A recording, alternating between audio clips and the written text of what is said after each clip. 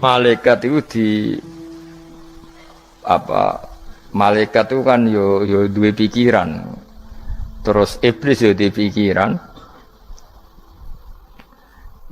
Sing padha-padha pikiran niku ya rada bener iblis.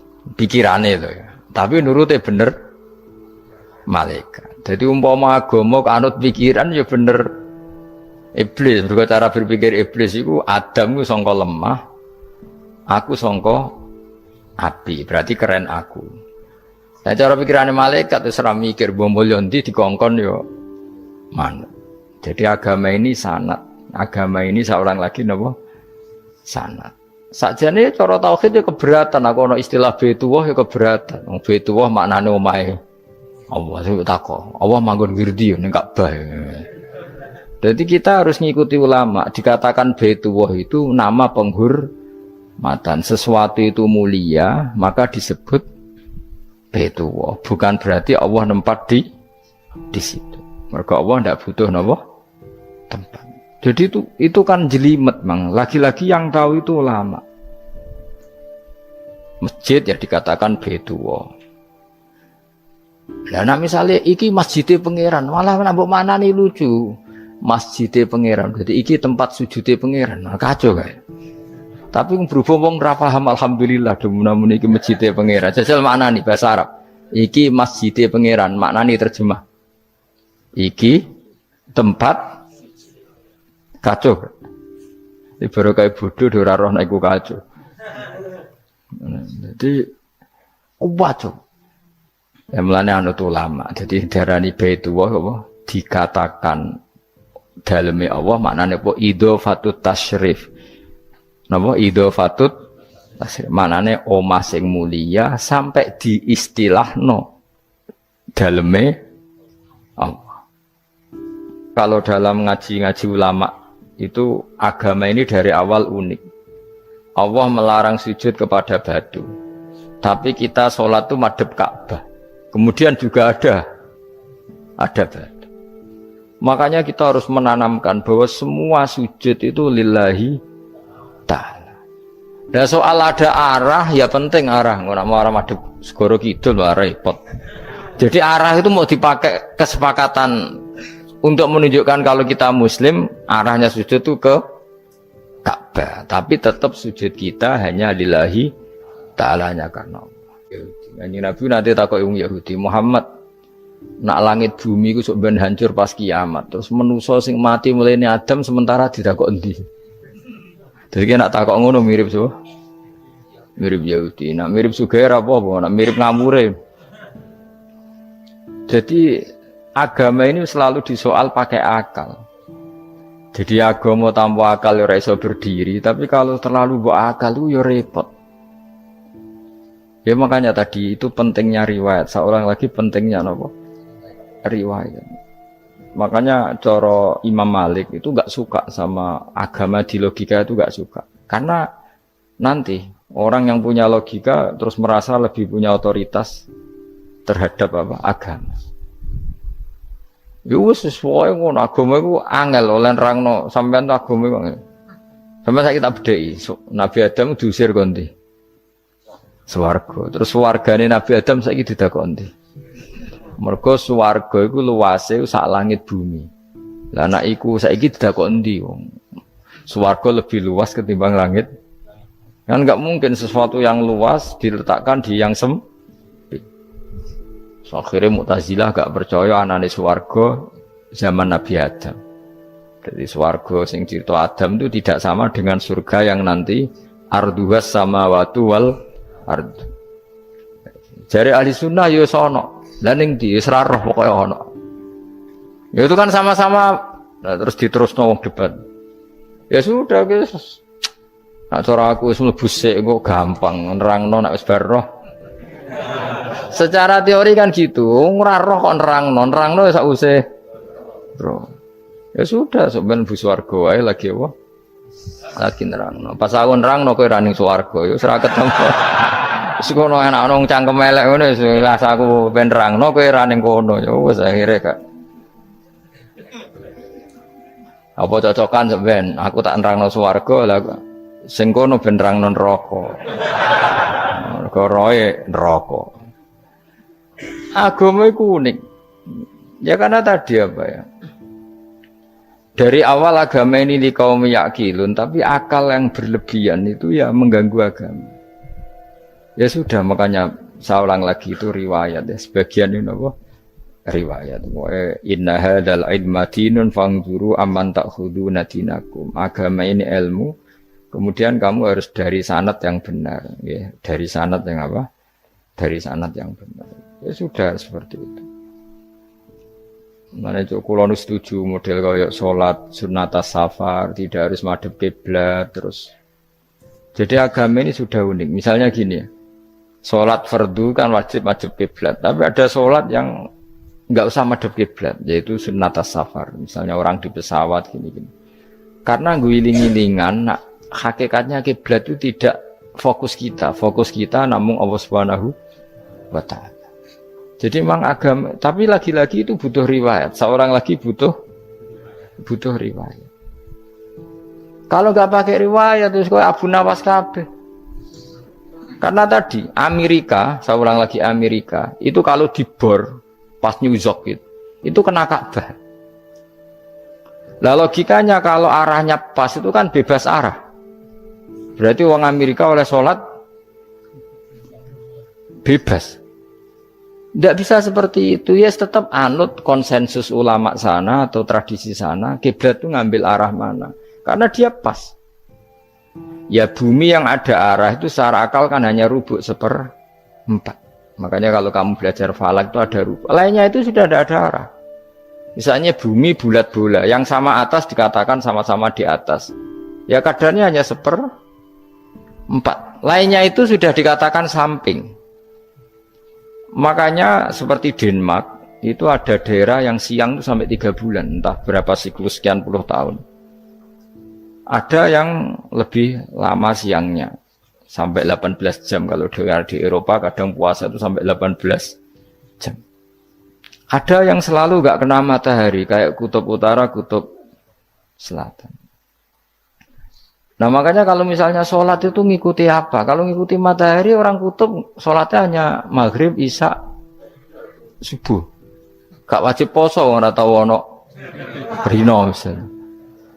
Ya tidak bisa seperti itu.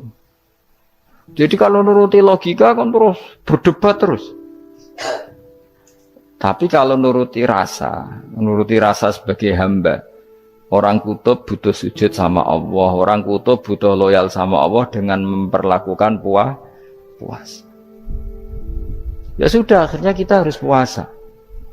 Nah, lalu kalau ukurannya matahari, mereka tidak punya matahari. Memangnya puasa itu penyebabnya wujudnya matahari, apa penyebabnya loyalitas sama Allah Subhanahu wa Ta'ala? Loyalitas. Kalau penyebabnya matahari ya, berarti kalau nggak ada matahari, nggak usah apa? Tidak usah seperti itu cara berpikir, makanya ngikuti ulama. Karena ulama yang tahu tradisinya Allah dan Rasul.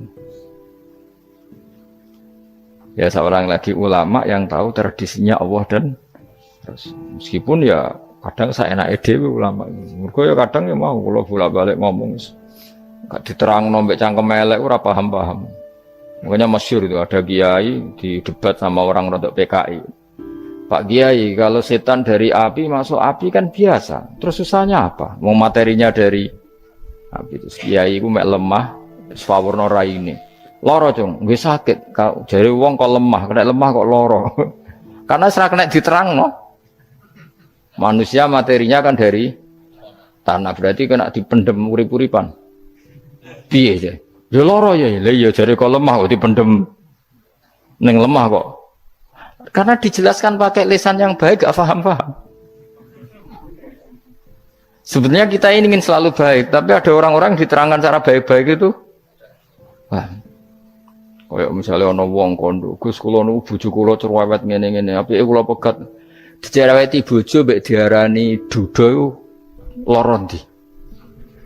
Oh lara diarani duda isen. Kue payu rabi dicereweti, ambek ra payu rabi jomblo, sakit mana? Sakit distatuskan jomblo. Malah kena dicereweti sabar prestasi baru. Mesti wong ku diwolak-walik.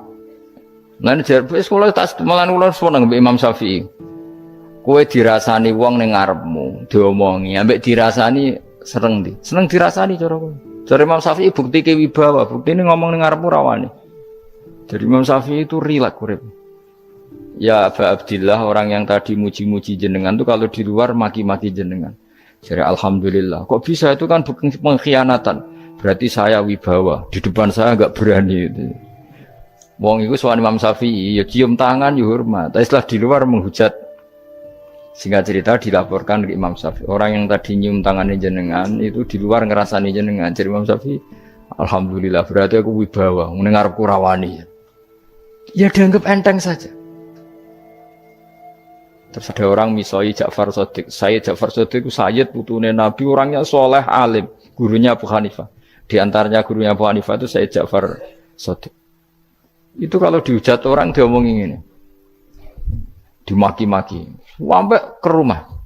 Pas mau masuk rumah, kamu masih ingin maki-maki saya? Iya, tak tunggu sampai selesai. Setelah selesai, sudah, sampun, sudah. Masih emosi orang, sudah. Kamu misoi saya berdasar apa yang kamu ketahui. Yang tidak kamu ketahui lebih banyak, maka saya tunggu. Besok izin. Izin sampai terus ketika ditanya, kenapa engkau sabar ketika jenengan saya pisui? Orang ini akhirnya tobat, mencium tangannya, mencium lututnya. Jawab saya Ja'far Shadiq ini. Aturahu tu'sokurhan, aturahu yu'sokurhan. Kowe ora ngrafaham kalimat itu, tapi tak terangkan ben dadi wali. Kowe roh pangeran. Ya tahu. Sing durakani pangeran tuh banyak enggak? Yang maksiati pangeran tuh banyak enggak? Banyak. Lah yo pangeran sing di langit bumi wae dimaksiati, apa meneh terima aku. Akhirnya terus jadi orang-orang soleh itu cara berpikir itu di luar kapasitas kamu. Apa ya? Mereka itu hanya Allah, taunya itu hanya Allah.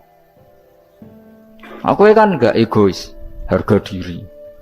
Mana ada agama berdasar harga diri itu kalau dalam bahasa Arab disebut hamiyat al-jahiliyah, itu gengsi nopo? Jahil. Makanya ketika saya berkali-kali cerita itu, ada seorang ulama dipanggil tetangganya, nom. Setelah sampai situ, sudah kembali, saya tidak butuh kamu. Setelah sampai rumah dipanggil lagi, sudah kembali lagi sampai 3 kali.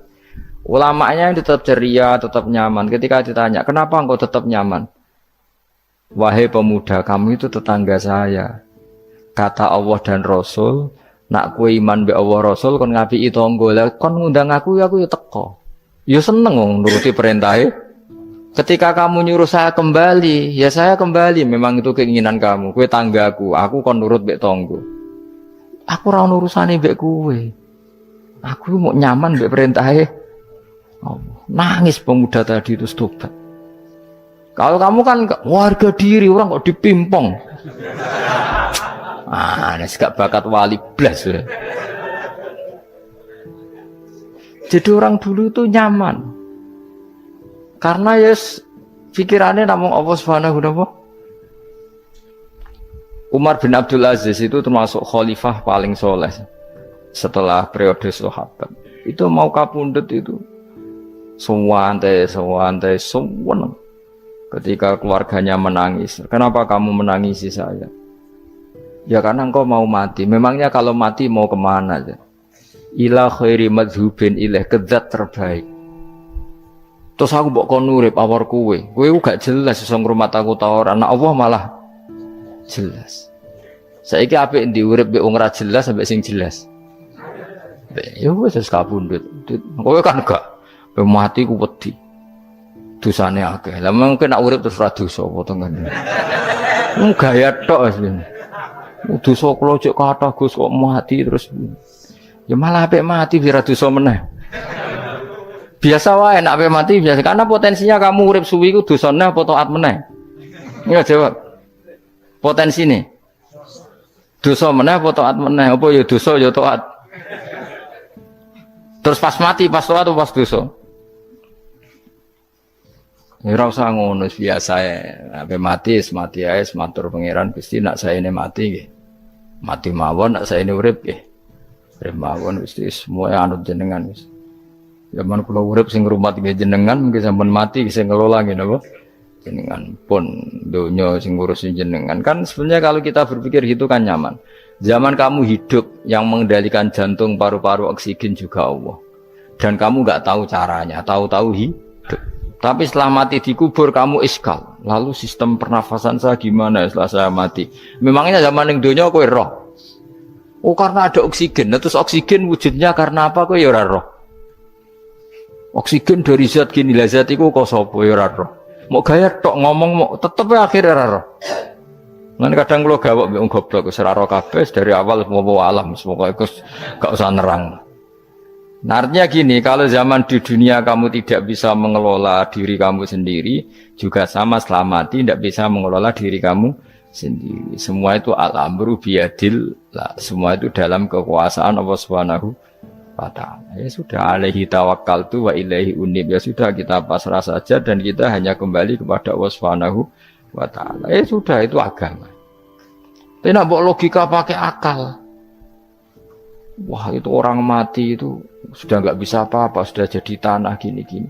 Nah, masalah catekar rak yang ngerti, nah, jadi tanah itu tidak bisa apa-apa. Tapi masalahnya kita ini dikendalikan oleh zat yang bisa mengelola semua. Yaitu Nabi Adam diciptakan juga dari tanah. Ya sudah hanya berdasar riwayat itu yang kita akhirnya meyakini setelah kita mati juga bisa hidup lagi. Iki rasa khawatir, iblis itu ya dhaif, iblis ya lemah. Nyatane ya kowe tetep ngaji jalalan. Berarti ora sukses menyesatkan. Kodang di kowe iblis. Ya kodang sampean, kon ra ngaji tetep ngaji. Kon paham tetep ora paham. Berarti iblis itu enggak keren loh. Betul, saya setiap melihat orang sholat itu menyaksikan kekalahan apa? Iblis. Jadi iblis itu ya kalah ora kok hebat ya ora. Biasa mawon, ora usah sing hebat ya namung pangeran. Dari awal iblis wis menyerah ngadepi orang sing ikhlas. Ikhlas itu dimulai dari awal. Cara bahasa Inggris pokoknya hilir sampai hulu sampai hilir itu kudu ikhlas kabeh. Misalnya kita duit, yakin nek iku wae Allah. Sehingga kita ketika ngasihkan orang itu kamu enggak merasa itu milik kamu. Sehingga enggak gampang ngundat. Selagi itu kamu benar keduanya awalnya salah itu masih mungkin tidak ikhlas. Uang ini milik saya, tak kasihkan kamu dengan ikhlas. Kalimat milik saya ini menjadikan suatu saat kamu jadi undat-undat karena milik saya. Tapi kalau ikhlasnya dari depan, uang ini milik Allah, ilmunya bahak milik Allah. Terus tak kasihkan kamu juga hambanya. Dari awal kan merasa saya tidak punya apa-apa. Tapi selagi saya ikhlasnya hanya separuh. Ilmu saya tak kasihkan kamu karena Allah, berarti masih potensi enggak ikhlas ya. Jadi kalau ngelatih ikhlas itu harus dua-duanya. Kamu punya uang milik Allah, punya ilmu milik Allah, punya jabatan milik Allah, kemudian kamu kasihkan sesuai perintah Allah, itu lebih mudah ikhlas karena la haula wala quwata illa billah. Selagi masih separuh saja salah, itu potensi berikutnya juga ikut salah. Misalnya aku ngurmat yatim kok ikhlas, duitku tak kena. Kata duitku itu menjadikan suatu saat. Dulu tak rumat loh, saiki jebule lali aku. Tapi kalau alhamdulillah saya pernah digerakkan Allah ngurmat yatim dengan milik Allah juga.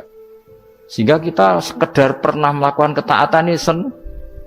Enggak penting berikutnya anak yatim ini nanti peduli kita apa enggak, enggak penting. Itu ikhlas ya. Ikhlas itu sesuatu yang semuanya lillahi ta'ala. Inna sholati wa nusuki wa mahyaya wa mamati lillahi rabbil alamin. Masyhur itu khilafnya ulama. Apakah malaikat itu termasuk umatnya Kanjeng Nabi Muhammad sallallahu alaihi wasallam? Ada ulama yang mengatakan cara pandang Nabi diutus itu untuk mensolehkan yang tidak soleh atau mensolehkan yang potensi tidak soleh. Kan orang itu ada dua, ada yang memang tidak soleh disolehkan. Ada yang potensi tidak soleh, sebetulnya sudah soleh tapi potensi juga tidak soleh, terus disolehkan. Nah malaikat ini kan tidak berpotensi maksiat sehingga enggak butuh nabi. Seorang lagi malaikat itu kan enggak mungkin enggak soleh, selalu soleh. Berarti enggak butuh nabi. Itu cara pikiran Imam Suyuti. Sehingga dia mengatakan Quran itu memperingatkan semuanya kecuali malaikat. Karena malaikat tanpa diperingatkan sudah soleh. Tapi kata ulama yang lain tidak seperti itu. Malaikat tetap senang sebagai umatnya Rasulullah Shallallahu Alaihi Wasallam karena butuh status tasyrif. Tasyrif itu keren. Nanti ditakoki kowe melok kelompok isopo, melok kelompok Kanjeng Nabi Muhammad Shallallahu Alaihi Wasallam. Sehingga kalau nanti ditanya Allah, mimman anta misalnya, min ummati habibika Muhammad, itu keren. Kayak termasuk umatnya kekasihmu Nabi Muhammad Shallallahu Alaihi Wasallam. Lalu kamu ngikuti apa? Yo min ahsani kitabik, macam ngikuti kitab terbaikmu ya Allah. Sehingga mereka ikut umatnya Nabi bukan karena disolehkan, tapi karena tasrif, satu kehormatan. Itu yang diikuti ulama. Tradisi kita ahli sunnah ngikuti yang pendapat itu. Ngikuti bahwa malaikat pun suka dikategorikan umatnya Kanjeng Nabi Muhammad Sallallahu Alaihi Wasallam karena nambahi tasrif. Nambahi apa? Tasrif. Masyhur itu Imam Suyuti dalam hal ini kita ngikuti ulama mayoritas, bukan ngikuti yang ini. Masyhur kan Jibril ditanya, kan itu ketika Jibril ketemu Nabi Muhammad ditanya, untungnya apa kamu jadi safir? Safir itu kira-kira terjemahan bebasnya panitia saya. Jibril itu kan ya jauh dari langit turun bumi, dari langit itu kan jauh. Terus kamu untungnya apa? Karena Jibril itu tahu betul peristiwa yang pernah dilakukan Allah. Yaitu kayak apa malaikat yang di langit bisa diusir karena kesalahan tertentu. Malaikat yang sok suci kayak siapa itu Harut Marut juga dihinakan seperti itu. Dan Jibril tahu betul Allah itu yaf'alu ma yasha. Jadi yang sekarang malaikat bisa saja jadi pokoknya tahu betul Allah bisa melakukan apa saja. Karena Jibril tahu betul Allah, karena dia ketua malaikat. Kan kita tahu misalnya ada sejarah siapa? Harut Marut, dari malaikat menjadi hina seperti itu. Terus Jibril akhirnya tanya, ya sudah, Jibril punya apa? Terus ditanya Nabi, kamu untungnya apa setelah jadi safir saya, jadi panitia yang ngurusi wahyu? Terus kata malaikat Jibril, saya tidak pernah merasa aman. Apakah saya selalu dalam posisi ini, posisi terhormat, kecuali setelah menjadi safir, menjadi pelayan kamu, ketika aku distatuskan oleh Allah, apa itu? Innahu laqaulu rasulin karim dzi quwwatin inda dzil arsy makin muta'in tamma amin. Terus kata fa amin tu ba'du. Baru setelah itu saya merasa aman, bahwa posisi saya aman karena Quran itu abadi ila yaumil qiyamah ila mala mi'adalah. Semuanya Quran itu abadi dan di Quran itu saya distatuskan muta'in sama amin. Berarti saya merasa aman, tidak akan dirubah kestatusan saya malaikat semenjak saya jadi safirmu.